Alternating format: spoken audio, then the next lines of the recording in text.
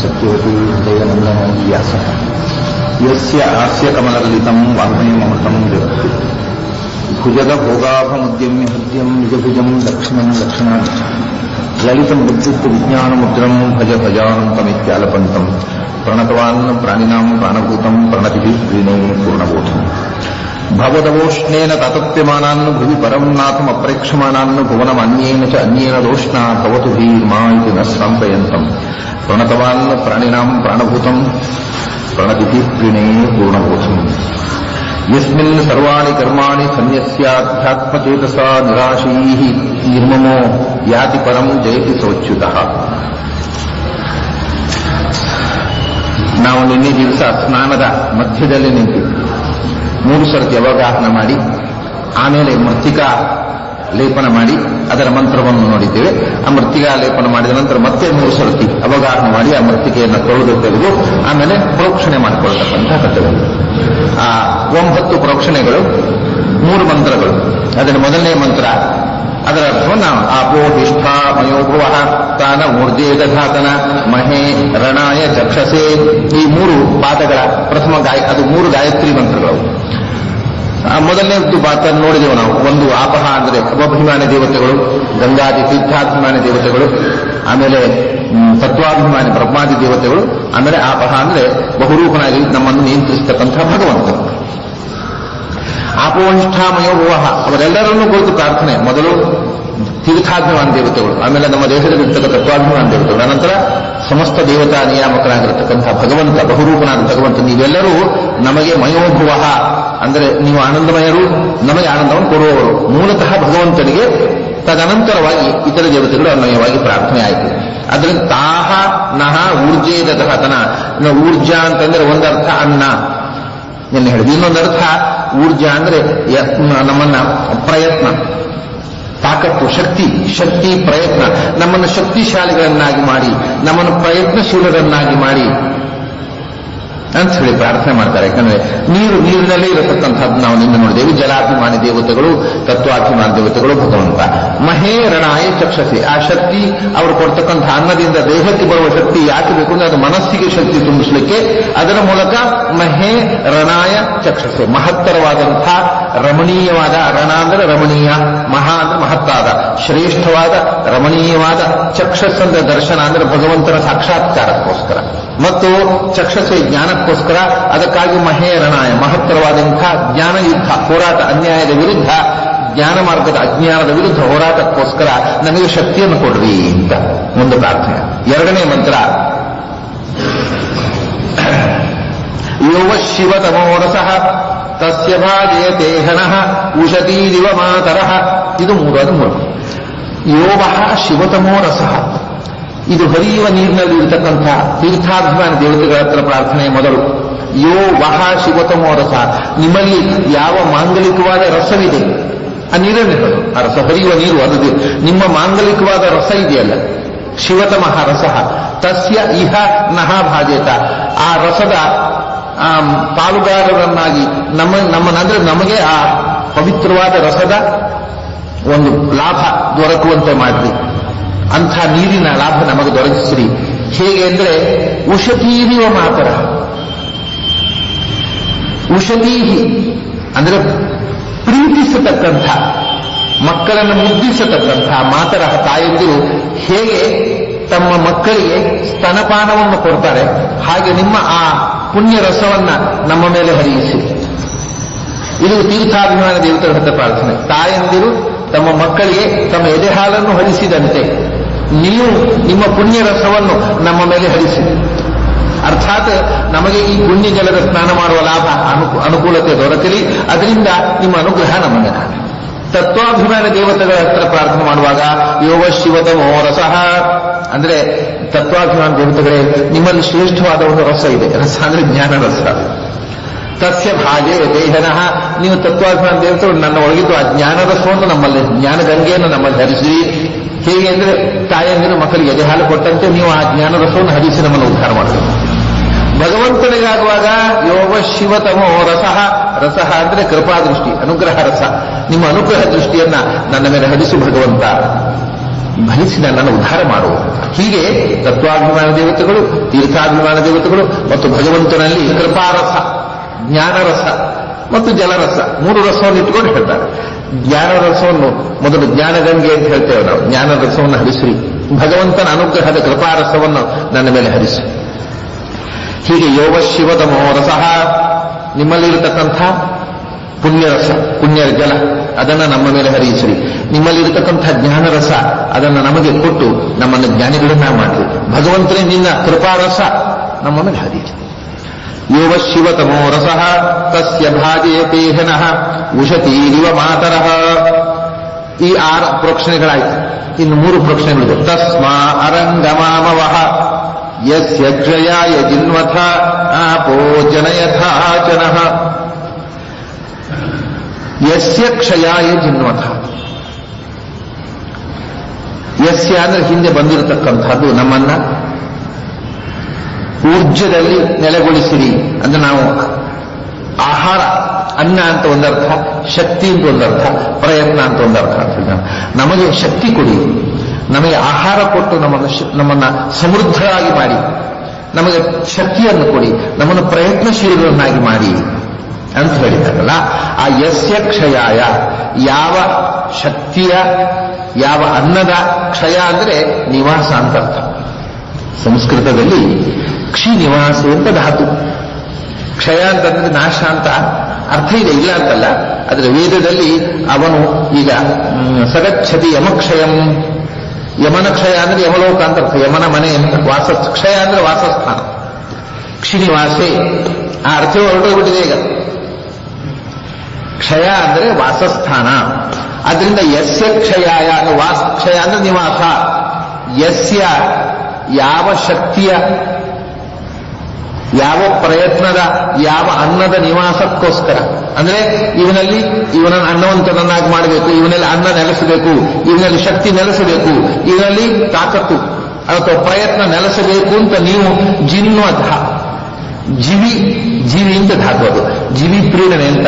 ನೀವು ಯಾರಲ್ಲಿ ನೆಲೆಸಬೇಕು, ಯಾರಿಗೆ ಶಕ್ತಿಯನ್ನು ಕೊಡಬೇಕು, ಅನ್ನ ಕೊಡಬೇಕು, ಯಾರನ್ನು ಉದ್ಧಾರ ಮಾಡಬೇಕು ಅಂತ ಪ್ರೀತಿಸ್ತೀರೋ, ಪ್ರೀತಿಯಿಂದ ಇಷ್ಟಪಡ್ತೀರೋ, ಜೀವಿ ಪ್ರೀಣನೆ ಅಂತ. ಜೀರ್ಣೋತ್ಥ ಅಂದ್ರೆ ನಾವು ಕನ್ನಡದಲ್ಲಿ ಹೇಳ್ಬೋದು, ಯಾರನ್ನು ಉದ್ಧಾರ ಮಾಡಬೇಕು ಅಂತ ಯಾರ ಕಡೆಗೆ ಜಿನುಗುವುದು, ನೀರು ಜಿನುಗುವುದು ಅಂತ ಹೇಳ್ತಾರೆ. ಹಾಗೆ ನೀವು ಯಾರ ಉದ್ಧಾರಕ್ಕೋಸ್ಕರ ಬಯಸ್ತೀರೋ, ಯಾರಲ್ಲಿ ಅನ್ನದ ನೆಲೆಗೊಳಿಸುವುದಕ್ಕಾಗಿ, ಅನ್ನದ ನೆಲೆಗೋಸ್ಕರ, ಯಸ್ಯ ಕ್ಷಯಾಯ ಅನ್ನದ ಶಕ್ತಿಯ ಪ್ರಯತ್ನದ ನೆಲೆಗೊಳಿಸುವುದಕ್ಕೋಸ್ಕರ ನೀವು ಇಷ್ಟಪಡ್ತೀರೋ, ತಸ್ಮೈ ಅಂಥ ಯಾರಲ್ಲಿ ಶಕ್ತಿ, ಅನ್ನ ಇತ್ಯಾದಿಗಳನ್ನು ಕೊಟ್ಟು ಉದ್ಧಾರ ಮಾಡುತ್ತೆ ನೀವು ಬಯಸ್ತೀರೋ, ತಸ್ಮಾ ಅರಂಗಮಾಮವಃ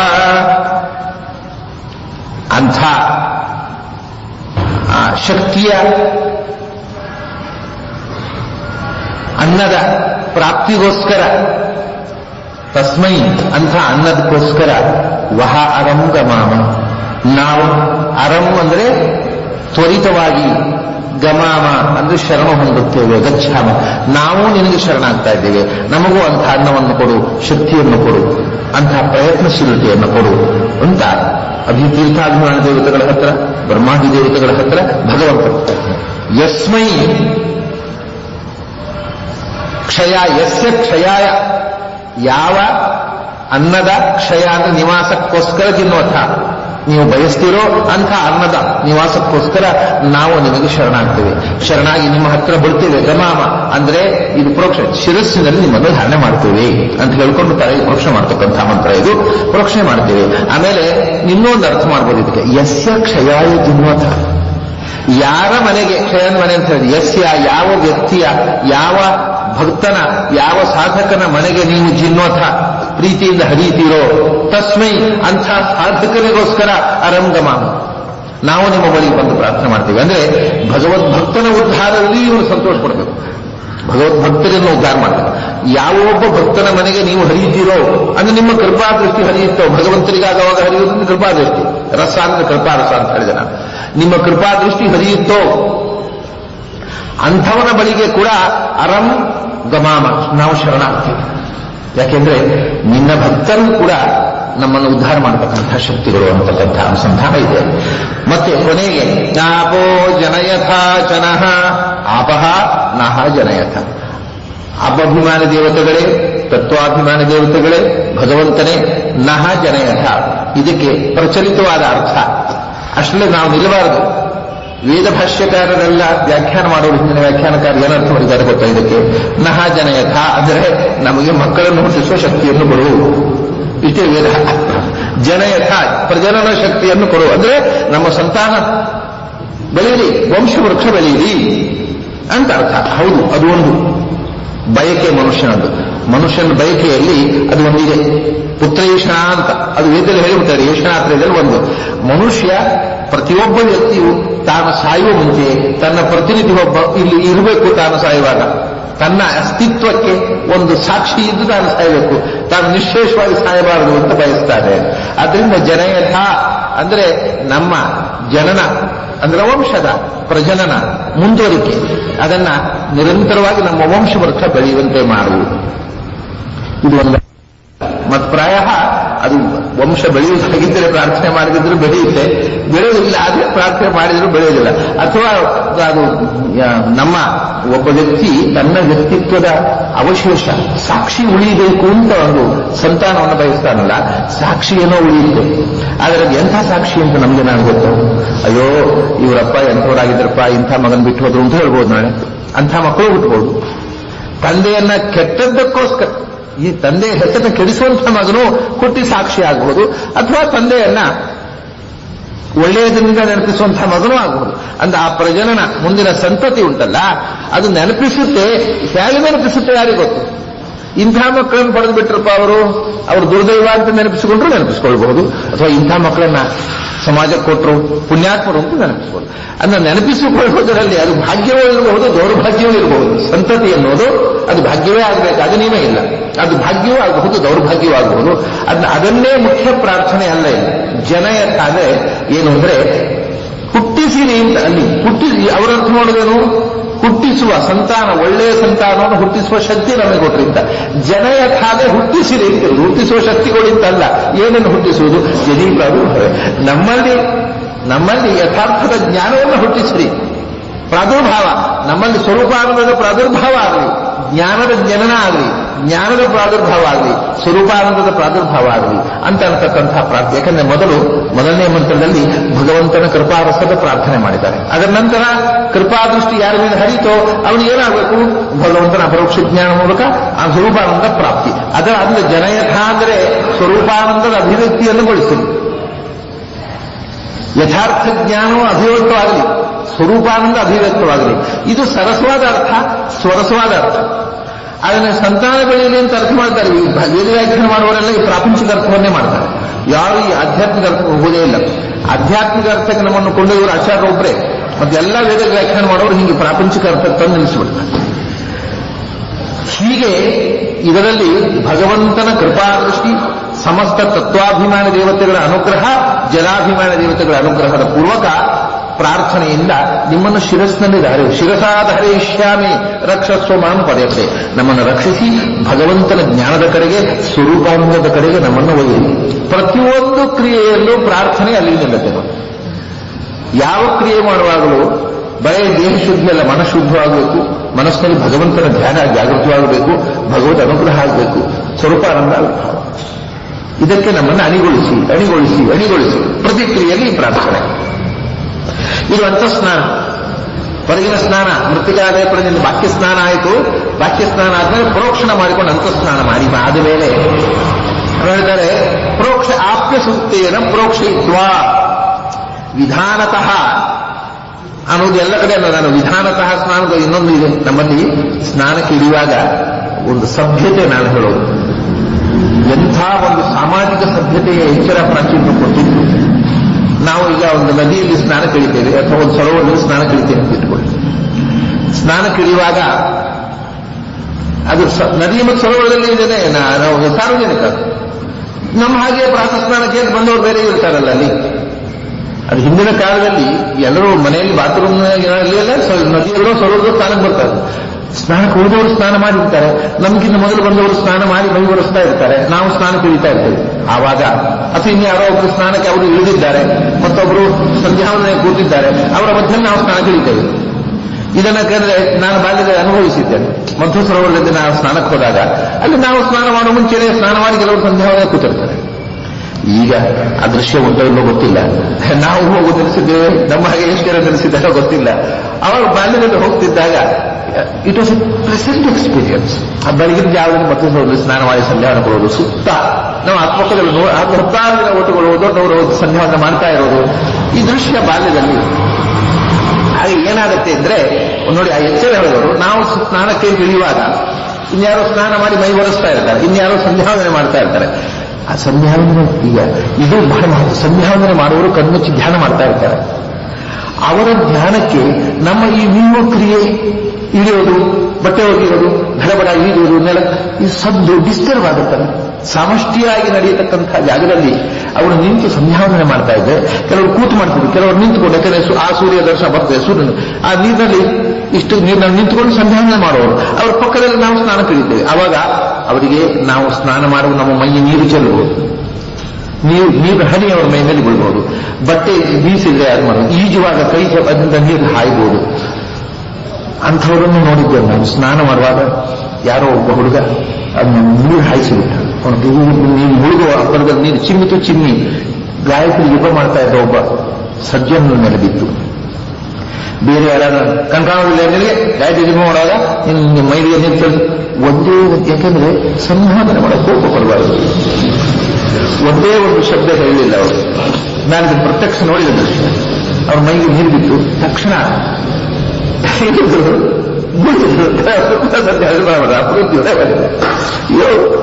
ಅದೇ ಇದಕ್ಕೆ ಎಚ್ಚರ ಬೇಕು. ಇನ್ನೊಬ್ಬರಿಗೆ ತೊಂದರೆ ಆಗಬಾರ್ದು. ನಮ್ಮ ಅನುಷ್ಠಾನ ಇನ್ನೊಬ್ಬರಿಗೆ ಬಾಧಕ ಆಗಬಾರ್ದು. ಎಲ್ಲರಿಗೂ ತೊಂದರೆ ಕೊಟ್ಟು ನಾವು ಅನುಷ್ಠಾನ ಮಾಡಿ ಅನ್ನೋದು. ಅನುಷ್ಠಾನ ಅನ್ನೋದು ಒಂದು ತೊಂದರೆ ಇದ್ದವರಿಗೆಲ್ಲ ಉಪದ್ರವ ಆಗಬಾರ್ದು ನಮ್ಮ ಅನುಷ್ಠಾನ. ಅದಕ್ಕೆ ಸ್ನಾನ ಮಾಡಬೇಕಾಗಿದೆ ಮೊದಲು. ಪಕ್ಕದವರ ಹತ್ರ ಇದು ಯಥಾವಿಧಿಯಲ್ಲಿ ಸೇರಿದ್ದು ಒಂದು ವಿಷಯ. ಸ್ನಾನಾರ್ಥಂ ಅನುಜ್ಞಾದೀಯರ, ನಾನು ಸ್ನಾನ ಮಾಡಲೇನು, ತಮ್ಮ ಅನುಮತಿ ಇದೆಯಾ ಅಂತ ಪಕ್ಕದಲ್ಲಿ. ಈಗ ಅದೇನಂತೆ, ಏನು ಅವರ ಅಪ್ಪನ ಆಸ್ತಿಯಾ, ಸಾರ್ವಜನಿಕವಾದ್ದು ಏನು ಕೇಳೋದು. ಈ ನಮ್ಮ ಧೂರ್ತತನ ಬೆಳೆದಿದೆ ನಮ್ಮಲ್ಲಿ.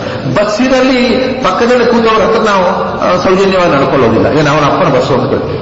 ಆದ್ರೆ ಇವತ್ತು ಬಸ್ಸಿನಲ್ಲಿ, ಇದು ವಿದೇಶದಲ್ಲಿದೆ ನೋಡಿ, ಬಸ್ಸಿನಲ್ಲಿ ಕೂತು ಒಬ್ಬ ಸ್ಮೋಕ್ ಮಾಡಬೇಕಾಗಿದ್ರೆ, ಮೇ ಐ ಸ್ಮೋಕ್ ಸರ್, ಯಾಕಂದ್ರೆ ನೀವು ಬಸ್ಸಲ್ಲಿ ಹೋಗಿ ತೊಂದರೆ ಆಗಿ ನಾನು ಸ್ಮೋಕ್ ಮಾಡಬಾರ್ದು, ನಾನು ಮನೆ ಹೋಗಿ ಮಾಡಬೇಕು, ನಾನು ಬಸ್ಸಲ್ಲಿ ಮಾಡಬೇಕಾದ್ರೆ ನಿಮ್ಮ ಅನುಮತಿ ಇರಬೇಕು. ಇದು ಸಾರ್ವಜನಿಕ ಸ್ಥಳದಲ್ಲಿ ಇನ್ನೊಬ್ಬರ ಅನುಮತಿ ಇಲ್ಲದೆ ಏನನ್ನೂ ಮಾಡಬಾರ್ದು ಅನ್ನೋ ಎಚ್ಚರವನ್ನ ಪ್ರಾಚೀನರು ಅದನ್ನು ಧರ್ಮಶಾಸ್ತ್ರದಲ್ಲಿ ಲಿಖಿತ ಮಾಡಿದರು. ಸ್ನಾನಕ್ಕೋಸ್ಕರ ಅನುಮತಿ ಕೇಳಿ, ನಿಮಗೆ ತೊಂದರೆ ಆಗಲಿ ಹಾಗೆ ನಾನು ಸ್ನಾನ ಮಾಡ್ತೀನಿ, ಒಪ್ಪಿಗೆ ಕೊಡಿ, ಮಾಡಪ್ಪ ಅಂತ ಮಾಡ್ತೀನಿ. ಈ ಪ್ರತಿಯೊಬ್ಬರು ಅವರು ನಮ್ಮ ಹತ್ರ ಇರಬೇಕು, ನಾವು ಅವ್ರ ಹತ್ರ. ಯಾರೂ ಸ್ವತಂತ್ರವಾಗಿ ಇನ್ನೊಬ್ಬರಿಗೆ ತೊಂದರೆ ಆಗುವ ಹಾಗೆ ನಡ್ಕೋಬಾರದು ಧರ್ಮದ ಹೆಸರಿನಲ್ಲಿ. ಸರಿ ಆಯಿತು. ಮತ್ತೆ ಆ ಪ್ರೋಕ್ಷಣೆ ಆದ್ಮೇಲೆ ಪುನಸ್ತಥ ಮೃದಾಲಿತ್ಯ, ಪುನಃ ತಥಾ, ಪುನಸ್ತತಃ ಅಂತ ಕೆಲವು ಕಡೆ ಪಾಠ ಇದೆ, ಅದು ಸರಿಯಲ್ಲ. ಪುನಸ್ತಥ ಮೃದಾಲಿತ್ಯ, ಮತ್ತೆ ಪುನಃ ಹಾಗೆಯೇ ಉದ್ಧೃತಾತಿ ವರಾಹೇಣ ಕೃಷ್ಣೇನ ಶತಬಾಹುನ ಮೃತ್ತಿಕೇಹನ ಮೇ ಪಾಪಂ ಯನ್ಮಯ ದುಷ್ಕೃತಂ ಕೃತಂ ಅಂತ 2ನೇ ಬಾರಿ ಮೃತ್ತಿಗಾಗುತ್ತೆ. ಸೋಪಾಗಿ 2 ಸರ್ತಿ ತೊಳೆಯುವುದಿಲ್ಲ ನಾವು, ಹಂಗೇನೆ ಮೃತ್ತಿಕಾ ಸ್ನಾನ 2ನೇ ಬಾರಿ ಮಾಡಬೇಕು. ಪುನಃ ಮೃತ್ತಿಗೆ ಹಚ್ಚಿಕೊಂಡು ಅದೇ ರೀತಿ 3 ಸರ್ತಿ ತಿಕ್ಕಿ ತೊಳೆದು 3 ಸರ್ತಿ, ಅಲ್ಲಿಗೆ ಆ ಮೃತ್ತಿಕಾ ಸ್ನಾನ ಮುಗಿಯಿತು. ಆಮೇಲೆ ಪ್ರೋಕ್ಷಣೆ ಮುಗಿಯಿತು. 2ನೇ ಬಾರಿ ಮೃತ್ತಿಕಾ ಸ್ನಾನ ಮಾಡಿದ ಮೇಲೆ ಅದನ್ನು ತೊಳೆದು ಮತ್ತೆ ಏನು ಮಾಡಬೇಕು? ಪುನಸ್ತತಃ ಮೃದಾಲಿದ್ಯ ನಿಮಜ್ಜತ್ರಿಹಿ, ಮಣ್ಣಿನ ಜಲ 3 ಸರ್ತಿ ಪುನಃ ಮುಳುಗಿ ಎಲ್ಲಾ ಮೃತ್ತಿಗೆ ತೊಳೆದು ಸ್ವಚ್ಛ ಆಯ್ತಲ್ಲ. ಆಮೇಲೆ ತ್ರಿರ್ಜಪೇತಿ ಅಧಮರ್ಷಣಂ, ಆಮೇಲೆ ನೀರಿನಲ್ಲಿ ಮುಳುಗಿ ಕೂತು, ಕುಂಭಕದಲ್ಲಿ, ನೀರಿನಲ್ಲಿ ಕುಂಭಕ ಮಾಡಲೇಬೇಕಲ್ಲ, ಶ್ವಾಸ ಬಿಡ್ಲಿಕ್ಕೆ ಆಗೋದಿಲ್ಲ, ನೀರಿನಲ್ಲಿ ಮುಳುಗಿ ಕೂತು ಅಧಮರ್ಷಣ ಮಂತ್ರವನ್ನ 3 ಸರ್ತಿ ಜಪಿಸಬೇಕು. ಇದು ಮತ್ತೆ ಪುನಃ ಮಂತ್ರ ಸ್ನಾನ. ಅಂತಃಶುದ್ಧಿಗೆ ಎಷ್ಟು ಒತ್ತು ಕೊಟ್ಟರು. ಅಧಮರ್ಷಣ ಮಂತ್ರವನ್ನು 3 ಸರ್ತಿ ಜಪಿಸಬೇಕು. ಈ ಅಧಮರ್ಷಣ ಮಂತ್ರ ಸೂಕ್ತ ಅನ್ನುವಂಥದ್ದು, ಇವಾಗ ಈ ಸೂಕ್ತ ಉಂಟಲ್ಲ, ನಾವು ಅಪೋಹಿಷ್ಠ, ಅದು ಪೂರ್ತಿ ಸೂಕ್ತ ಅಲ್ಲ, ಅದು 9 ಮಂತ್ರಗಳ ಸೂಕ್ತ. ಅದು ಅಂಬರೀಷನ ಮಗ ಸಿಂಧುದ್ವೀಪ ಅಂತಕ್ಕಂಥವ ಕಂಡಂಥ ಮಂತ್ರ. ಅದು 9 ಮಂತ್ರಗಳ ಸೂಕ್ತ. ಆ 9 ಮಂತ್ರಗಳ ಮೊದಲನೇ 3 ಮಂತ್ರ ಮಾತ್ರ ನಾವು ಪ್ರೋಕ್ಷಣೆ ಉಪಯೋಗಿಸುವುದು. ಅದು ಸೂಕ್ತದ ಒಂದು first portion, first part of the ಸೂಕ್ತ. ಅದು 10ನೇ ಮಂಡಲದ 9ನೇ ಸೂಕ್ತ. ಈ ಅಘಮರ್ಷಣ ಅನ್ನೋದು ಋಗ್ವೇದದ 10ನೇ ಮಂಡಲದ 190ನೇ ಸೂಕ್ತ. 191ನೇ ಸೂಕ್ತಕ್ಕೆ ಋಗ್ವೇದ ಮುಗಿಯುತ್ತದೆ. ಋಗ್ವೇದದ ಅದಕ್ಕೆ ಲಾಸ್ಟ್ ಬಟ್ ಒಂದು ಸೂಕ್ತ. ಅದಕ್ಕೆ ಅಘಮರ್ಷಣ ಸೂಕ್ತ ಅಂತ ಹೆಸರು. ಅಘಮರ್ಷಣ ಅಂದ್ರೆ ಅಘ ಅಂದ್ರೆ ಪಾಪ, ಅಘಮರ್ಷಣ ಅಂದ್ರೆ ಪಾಪವನ್ನು ಪರಿಹರಿಸುವಂಥದ್ದು ಅಂತ, ಪಾಪವನ್ನ ಒದ್ದೋಡಿಸುವುದು, ನಾಶ ಮಾಡುವಂಥದ್ದು ಅಂತ. ಅದು ಯಾಕೆ ಆ ಹೆಸರು ಅಂದ್ರೆ ಆ ಮಂತ್ರವನ್ನ ಕಂಡವನಿದ್ದಾನಲ್ಲ, ಆ ಮಂತ್ರವನ್ನ ಆ ಸೂಕ್ತವನ್ನ ಕಂಡ ಋಷಿ, ಅವನ ಹೆಸರು ಅಘಮರ್ಷಣ. ಅಘಮರ್ಷಣನು ಕಂಡ ಸೂಕ್ತ, ಆ ಋಷಿಯ ಹೆಸರು ಅಘಮರ್ಷಣ. ಆಮೇಲೆ ಆ ಮಂತ್ರದ ದೇವರು ಯಾರು? ಭಗವಂತ. ಅವನ ಹೆಸರು ಏನು? ಭಾವವೃತ್ತಂ ಅಂತ ಹೇಳ್ತಾರೆ. ಇದೊಂದು ವೇದಗಳಲ್ಲಿ ಬರತಕ್ಕಂಥ ಅಪೂರ್ವ ಸಂಗತಿ. ಭಾವವೃತ್ತ ಅಂತ ಕೆಲವು ಸೂಕ್ತಗಳಿಗೆ ಹೇಳ್ತಾರೆ. ಭಾವವೃತ್ತ ದೇವತೆ ಅಂತ. ಭಾವವೃತ್ತ ದೇವತೆ ಅಂದ್ರೆ ಏನರ್ಥ ಗೊತ್ತುಂಟು?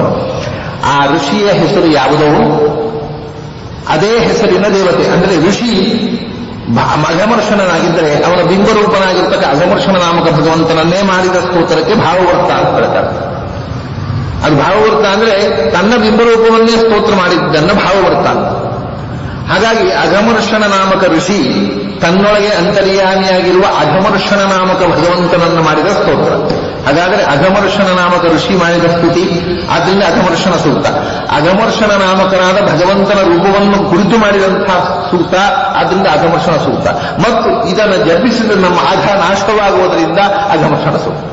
ಹೀಗೆ 3 ಕಾರಣಗಳಿಂದ ಇದನ್ನು ಅಘಮರ್ಷಣ ಸೂಕ್ತ ಅಂತ ಕರೀತಾರೆ. ಹಾಗಾಗಿ ನಮ್ಮ ಒಳಗಿರತಕ್ಕಂಥ ಅಘ ಅನ್ನತಕ್ಕಂಥ ಕೊಳೆ, ಅದನ್ನ ಅಘಮರ್ಷಣ ಸೂಕ್ತ ಅನ್ನುವ ಮೃತ್ತಿಕೆಯಿಂದ ತೊಳಿಬೇಕು. ನಮ್ಮ ಒಳಗಿರತಕ್ಕ ಕೊಳೆ ತೊಳೆಯಲಿಕ್ಕೆ ಮೃತ್ತಿಕೆ ಇದು ಅಘಮರ್ಷಣ ಸೂಕ್ತ. ಅದಕ್ಕೋಸ್ಕರ ನೀರಿನಲ್ಲಿ ಕುಂಭಕದಲ್ಲಿ ಹೇಳಬೇಕು ಇದನ್ನ. ಕುಂಭಕದಲ್ಲಿ ಹೇಳಿ ಎಚ್ಚರ. ಕುಂಭಕ ನೀರಿನೊಳಗೆ ಕುಂಭಕವೇ, ಆದರೆ ಕುಂಭಕದ ಹೇಳೋದಕ್ಕೊಂದು ಕಾರಣ ಉಂಟು. ನೀರಿನ ಒಳಗೆ ಕೂತಾಗ ಕುಂಭಕ ಅನಿವಾರ್ಯವಾಗಿ ಮಾಡಬೇಕಾಗತ್ತೆ. ಕುಂಭಕ ಮಾಡಿದರೆ ನಾವೀಗ ಪಾಪಪುರುಷ ನಿರಸನ ಅಂತ ಸಂಧ್ಯಾವಂದನೆ, ಅದನ್ನು ಕುಂಭಕದಲ್ಲಿ ಮಾಡಬೇಕು. ಬಹಳ ಜನರಿಗೆ ಅದು ವಿಷಯ ಗೊತ್ತಿಲ್ಲ. ಸುಮ್ಮನೆ ಬ್ರಹ್ಮತ್ಯಾಶರಸ್ಕಂಚಾಸೋಣ ತೇವಜವ್ಯಂ ಇಲ್ಲಿ ಮುಗಿದ್ಬಿಡ್ತೇವೆ. ಆದರೆ ಇದನ್ನ ಕುಂಭಕದಲ್ಲಿ ಮಾಡಿ ದೇಹದ ಒಳಗಿರತಕ್ಕಂತಹ ಪಾಪಪುರುಷನನ್ನ ಕುಂಭಕದ ಪ್ರಾಣಾಗ್ನಿಯಲ್ಲಿ ನಿರ್ದಹನ ಮಾಡಬೇಕು ಅಂತ ನಾರಾಯಣ ಪಂಡಿತಾಚಾರ್ಯ ಹೇಳ್ತಾರೆ. ಒಳಗಿಂದ ಪ್ರಾಣಾಗ್ನಿ, ಅದು ಪ್ರಾಣಾಗ್ನಿ ಶ್ವಾಸ ಕುಂಭಕವನ್ನು ಒಳಗೆ ನಿಲ್ಲಿಸಿಬಿಟ್ರೆ ಅದು ಅಗ್ನಿಶಕ್ತಿಯಾಗಿ ರೂಪುಗೊಳ್ಳುತ್ತೆ. ನಮ್ಮ ಒಳಗಿರತಕ್ಕ ಪಾಪವನ್ನು ಸುಡುವ ಅಗ್ನಿಯಾಗಿ ಪ್ರಾಣಾಗ್ನಿಯಿಂದ ಹೆಸರಕ್ಕೆ ಪ್ರಾಣದೇವರು ಆ ಪಾಪವನ್ನು ಸುಟ್ಟು ಬಿಡ್ತಾರೆ. ಆವಾಗ ಕುಂಭಕದ ಅಗ್ನಿಯಲ್ಲಿ ನಮ್ಮ ಪಾಪಗಳು ಸುಟ್ಟು ಒಳಗೆ ಸ್ವಚ್ಛವಾಗುತ್ತೆ. ನನ್ನ ಪ್ರಾಣಾಯಾಮ ಅಂತಃಶುದ್ಧಿಗೆ ಸಾಕತ್ತೆ. ಇಲ್ಲಿ ಕುಂಭಕದಿಂದ ಪ್ರಾಣಾಯಾಮ ಇದೆ. ಆ ಪ್ರಾಣಾಗ್ನಿಯಲ್ಲಿ ಪಾಪಗಳನ್ನು ಸುಡುವಾಗ ಭಗವಂತನನ್ನ ಪಾಪ ನಿರಸನ ಮಾಡತಕ್ಕಂಥ, ಪಾಪ ಪರಿಹಾರಕನಾಗಿರ್ತಕ್ಕಂಥ ಭಗವಂತನ ಅನುಸಂಧಾನ ಇರಬೇಕು. ಪಾಪ ನಿರಾಸ ಆಗುವಾಗಲೂ ಪಾಪ ಪುರುಷನ ಚಿಂತನೆ ಅಲ್ಲ, ಪಾಪ ಪರಿಹಾರಕನ ಚಿಂತನೆ. ಅದಕ್ಕೆ ಏನು ಅಂದ್ರೆ ಅದಕ್ಕೆ ಆ ಕಾಲದಲ್ಲಿ ಇರತಕ್ಕಂಥ ಚಿಂತನೆಗೆ ಅಘಮರ್ಷಣ ಸೂಕ್ತ ಬಹಳ ಮಹತ್ವ. ಅದನ್ನು ತ್ರಿವಿಜಪೇತ್ ಅಘಮರ್ಷಣಂ, ಪಾಪವನ್ನು ತೊಳೆಯುವಂಥದ್ದು ಅಂತ ಹೆಸರು ಅದಕ್ಕೆ ನೋಡಿ. ಆದ್ರಿಂದ ಪಾಪವನ್ನು ತೊಳೆಯುವ ಸೂಕ್ತವನ್ನ ಉಸಿರು ಕಟ್ಟಿ ನೀರಿನಲ್ಲಿ ಮುಳುಗಿಕೊಂಡು ಕುಂಭಕ ಸ್ಥಿತಿಯಲ್ಲಿ 3 ಬಾರಿ ಜಪಿಸಬೇಕು. 3 ಬಾರಿ ಅಂದ್ರೆ ಅದು 3 ಮಂತ್ರದ ಸೂಕ್ತ. ಅದನ್ನು 3 ಬಾರಿ ಹೇಳಿದ್ರೆ 9 ರಕ್ಕಾಗತ್ತೆ. ಇದರ ಹಾಗೆ ಇದು 9 ರಕ್ಕಿನದ್ದು ಅಪೋಹಿಷ್ಟ. ಅದನ್ನು ನಾವು 3 ರಕ್ಕಲ್ಲಿ ಮಾತ್ರ ಹೇಳಿದೆವು. ಈ ಅಪೋಹಿಷ್ಟ ಅನ್ನೋದನ್ನು 3 ಬಾರಿ ಹೇಳಿದ್ರೆ ಎಷ್ಟಾಗುತ್ತೆ? ಹಾಗೆ ಅದು ಕೂಡ 3 ರಕ್ಕಿರುವುದು ಆ ಸೂಕ್ತದಲ್ಲಿ. ಆ 3 ಋಕ್ಕಿನ ಸೂಕ್ತವನ್ನ 3 ಬಾರಿ ಹೇಳಿದ್ರೆ 9 ಋಕ್ಕುಗಳನ್ನು ಹೇಳಿದರೆ ಅದು 9 ಶ್ಲೋಕಗಳನ್ನು ಪಠಿಸಲಿಕ್ಕೆ ಎಷ್ಟು ಹೊತ್ತು ಹಿಡಿಯುತ್ತದೆ? ಅಷ್ಟು ಹೊತ್ತು. ಅದನ್ನ ನೀರಿನೊಳಗೆ ಕುಂಭಕದಲ್ಲಿ 9 ಶ್ಲೋಕ ಹೇಳುವರು. ವಿಶ್ವಂ ವಿಷ್ಣು ವಶತ್ತಾರೋ ಭೂತಭೂತಭೂತಭೂತಭೂತಭೂತಾತ್ಮ ಭೂತ ಭಾವನ 1 ಶ್ಲೋಕ. ಇದನ್ನು 9 ಸತಿ ಹೇಳಿದ ಹಾಗೆ ಅಷ್ಟು ಹೊತ್ತು ನೀರಿನಲ್ಲಿ ಕುಂಭಕದಲ್ಲಿ ಇರಬೇಕು. ಅಘಮರ್ಷಣಂ ತ್ರಿವಿಜಪೇ,